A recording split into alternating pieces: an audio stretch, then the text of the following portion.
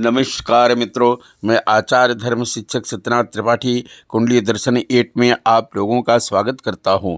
मित्रों, विश्वामित्र ने दोनों भाइयों को कौन सी विद्या सिखाई थी, आइए इस विषय पर आप लोगों के साथ चर्चा करते हैं। विश्वामित्र जी जब योग यज्ञों को भारत के बिहार प्रांत बक्सर नामक स्थान पर आश्रम बनाकर कर रहे थे। रावण चक्रवर्ती सम्राट बनना चाहता था। रावण के दूत विश्वामित्र के आश्रम में उत्पात मचाते थे। जब विश्वामित्र यज्ञ अनुष्ठान करने लगते तब वे यज्ञ अनुष्ठान को मलमूत्र और हड्डियों के द्वारा भ्रष्ट कर आश्रम में रहने वाले ऋषियों को और मुनियों को के ऊपर अत्याचार करते थे। विश्वामित्र उन राक्षसों का विनाश करके अपने तपस्या का फल नष्ट नहीं करना चाहते थे, इसलिए अहिंसा का व्रत पालन कर रहे थे। एक दिन अपनी समाधि में देखा कि इन राक्षसों का संहार करने के लिए रघुवंश में राजा दशरथ के यहाँ भगवान विष्णु के अवतार राम और लक्ष्मण अपने भाइयों के साथ अवतार ले चुके हैं। विश्वामित्र राम लक्ष्मण को अपने यज्ञ की रक्षा हेतु राम लक्ष्मण को मांगने के लिए राजा दशरथ के पास पहुँचे। दशरथ जी ने स्वागत किया और बोले, आज हम धन्य बन गए। एक बात तो निश्चित है कि मैंने कितने पुण्य किए हैं यह मुझे मालूम नहीं है, पर हमारे पूर्वजों ने कई पुण्य किए होंगे, तभी तो आप जैसे संतों का आगमन हुआ है। आज अवध पावन बन गई, हमारा जीवन धन्य बन गया।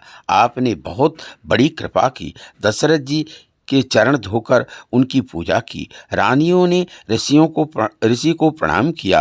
राम लक्ष्मण ने चरण स्पर्श किए, भोजन कराया, आराम करने दिया। उसके बाद धीरे से डरते डरते राजा ने पूछा, आपका आगमन किस लिए हुआ?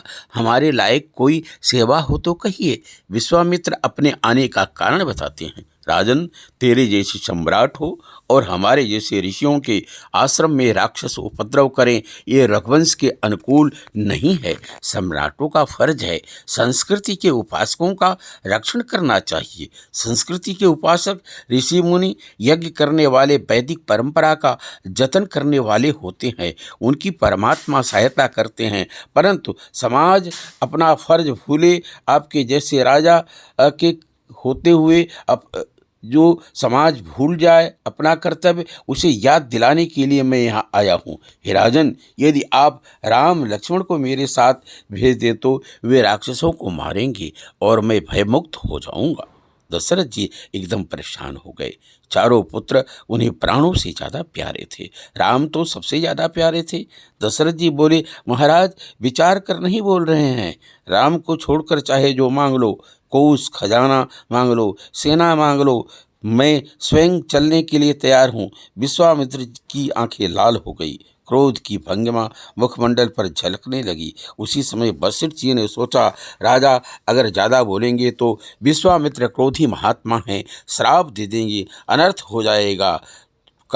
वशिष्ठ जी ने कहा, रघुवंश का कुलगुरु होने के नाते मैं आदेश देता हूं कि राजन बिना कुछ विचार किए राम लक्ष्मण को सौंप दो।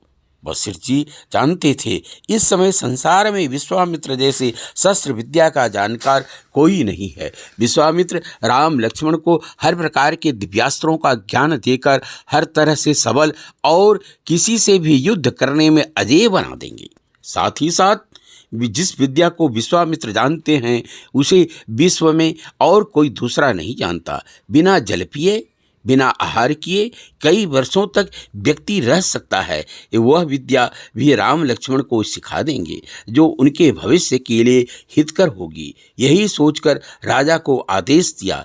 राम लक्ष्मण विश्वामित्र के साथ चले। रास्ते में ताड़का राक्षसी मिली। राम ने एक ही बाण से मार डाला, वह प्रभु के धाम चली गई। विश्वामित्र प्रसन्न होकर सभी दिव्यास्त्रों का ज्ञान और खास कर ब्रह्मा जी की जो तेजस्विनी पुत्रियां थी जिनका नाम था बला और अतिबला, उस विद्या को भी विश्वामित्र ने राम लक्ष्मण को सिखा दिया। बला के जान लेने से कभी थकावट का अनुभव नहीं होता, ज्वर रोग चिंता जनित कष्ट नहीं होता और किसी प्रकार का विकार या उलटफेर नहीं होता। इस भूतल पर बाहुबल में दूसरा कोई समानता करने वाला नहीं होता। अतिबला विद्या ज्ञान की जननी है, जिसे जान लेने से भूख प्यास नहीं लगती, निद्रा नहीं सताती और असावधान अवस्था में भी सब ओर से रक्षा करती है। मित्रों, यह विद्या राम लक्ष्मण को प्रदान की, जो भविष्य में काम आने वाली थी।